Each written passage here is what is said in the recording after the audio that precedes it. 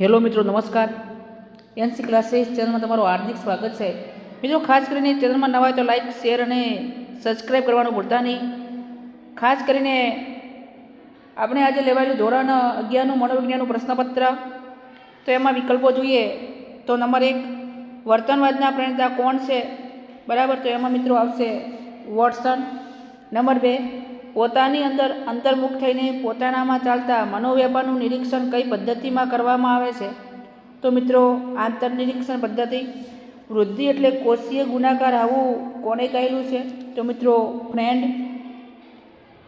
ભયજનક કે કટોકટીનો સામનો, કટોકટીનો જે સામનો છે, બરાબર, એ સામનો કરવાનું કયું તંત્ર મદદરૂપ બને છે? તો એની અંદર અનુકંપી તંત્ર.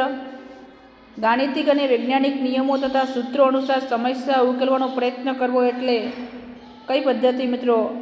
અલ્ગોરિધમ પદ્ધતિ. આગળ મિત્રો જોઈએ કે સ્મૃતિનો પ્રથમ તબક્કો કયો છે? તો એનો પ્રથમ તબક્કો મિત્રો એ આવશે. નંબર 7, વાણીના લઘુત્તમ એકમને શું કહે છે? તો મિત્રો એને ધ્વનિ એકમ કહે છે. નંબર 8, બરાબર, તો 8ની અંદર મિત્રો જે આપણો જવાબ છે એમાં ફ્રોઈડ આવશે. Number 9, Hermann. 9ની અંદર જવાબ મિત્રો છે, બરાબર, રોસાર્ક ક્યાંના વતની હતા? તો એ મિત્રો બરાબર ડી આવશે એમાં. અને મનોવિજ્ઞાનની હાલતી ચાલતી પ્રયોગશાળા એટલે કઈ પ્રયોગશાળા? તો પ્રયોગ મિત્રો. આગળ મિત્રો જોઈએ કે મનોવિજ્ઞાનની સૌપ્રથમ પ્રયોગશાળા કોને અને ક્યાં સ્થાપી? તો વહેલ વુન્ડે, બરાબર, 1879માં સ્પિનિંગની અંદર સ્થાપે છે. આગળ મિત્રો આંતરનિરીક્ષણ પદ્ધતિ એટલે કેવી પદ્ધતિ?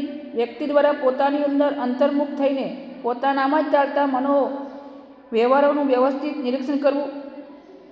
પછી મિત્રો વૃદ્ધિ એટલે શું? વિકાસ, કદ અને શારીરિક વજન, ઊંચાઈમાં થતો ફેરફાર. મુખ્ય વ્યક્તિના મગજનું વજન કેટલું હોય છે? તો મિત્રો 1.36 kg. અલ્ગોરિધમ કોને કહે છે? તો ગાણિતિક અને વૈજ્ઞાનિક નિયમો તથા સૂત્રો અનુસાર તાર્કિક અને ક્રમબદ્ધ પ્રયત્નો કરવામાં આવે તેને અલ્ગોરિધમ કહેવાય છે. વિભાગ સી મિત્રો, બરાબર, તો વિભાગ સીની અંદર મનોવિજ્ઞાનની સ્વીકૃત વ્યાખ્યામાં કયા 4 મુદ્દાઓનો સમાવેશ થાય છે? તો એમાં મિત્રો વર્તનવાદનો અભ્યાસ, બરાબર, માનસિક પ્રક્રિયાનો અભ્યાસ, વૈજ્ઞાનિક પદ્ધતિનો ઉપયોગ અને પર્યાવરણના સંદેશા વ્યવહારનો ઉપયોગ થાય છે. પછી મિત્રો પરિવર્તનના પ્રકારો જે છે તો સ્વતંત્ર, અનિશ્ચિત અને નિયંત્રિત, એમ 3 પ્રકારો એના છે. પછી મિત્રો જે મોટા પ્રશ્નો છે આપણા વિભાગ સીની અંદર, બરાબર, ખાસ કરીને ચેપ્ટર આપણે કહી દઈએ તમને તો 18મો પ્રશ્ન છે ચેપ્ટર 3માં છે, 19મો ચેપ્ટર 4માં છે, 20મો પ્રશ્ન ચેપ્ટર 4માં છે, 21મો ચેપ્ટર 6માં છે, 22મો ચેપ્ટર 7માં છે. અને આદર્શ સ્વ એટલે શું? તો મિત્રો વ્યાખ્યા કહી દઈએ છીએ. આદર્શ સ્વ એટલે તો વ્યક્તિ જ્યારે પોતે કેવા બનવું જોઈએ તે બાબતનો વિચાર કરે છે ત્યારે તે તેનો આદર્શ સ્વ કહેવાય છે, બરાબર. કયા મોટું? પણ મિત્રો આ જે મોટા પ્રશ્નો છે, બરાબર, સર્જનાત્મકતાના સોપાનો છે તો ચેપ્ટર 5નો પ્રશ્ન છે, બરાબર. પછી સમસ્યાના ઉકેલો કેવી રીતે લાવવાના એ પણ ચેપ્ટર 5નો પ્રશ્ન છે.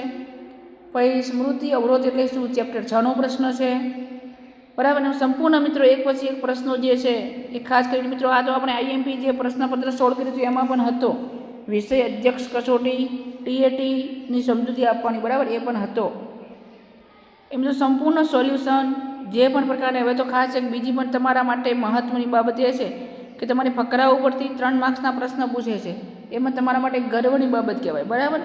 ખાસ કરીને પહેલાં એવું ના હતું, કારણ કે હવે તમારે ફકરા ઉપર જવાબ આપવાના છે અને ફકરો વાંચીને જવાબ આપવાના છે. એમ કરીને તમારે જે 5 ગુણની અંદર પ્રશ્ન પૂછાતો હોય છે, બરાબર, અને આગળ 3 ગુણની અંદર, એટલે 8 ગુણ તમારે ફકરો જે હોય છે એ ફકરા ઉપરથી 8 ગુણમાં પૂછાય છે.